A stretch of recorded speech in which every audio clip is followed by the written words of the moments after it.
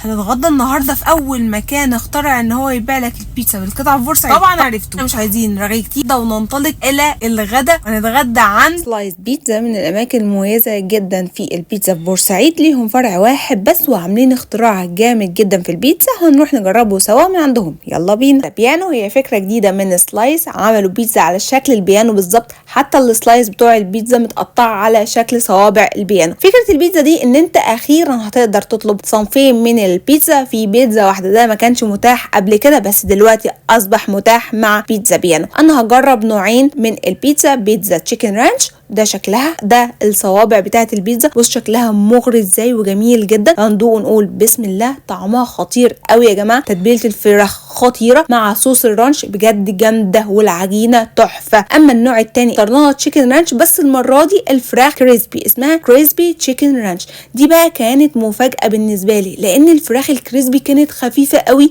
ومش شاربه زيت خالص، وطعمها خطير مع برضو العجينه الفلافي بتاعتهم، بجد كانت تجربه تحفه. انا واحده من عشاق التشيكن رانش، ادمنت الكريسبي تشيكن رانش من عند سلايس، بجد تجربه تحفه واختراع جامد جدا ان احنا نقدر نجرب المنيو كله، بدل ما نشتري بيتزا واحده نشتري 2 في 1. فاختراع جامد جدا من سلايس، هستناكم تجربوه وتقولوا لي رايكم في الكومنتس. وما تنسوش لو جربتوا سلايس قبل كده تقولوا لي اكتر نوع بيتزا جربتوه من عندهم، عشان لو ما جربتوش اروح اجربه واقول لكم رايي فيه. يلا هستناكم برضو تقولوا لي ترشيحاتكم في الكومنتس. يلا باي روني.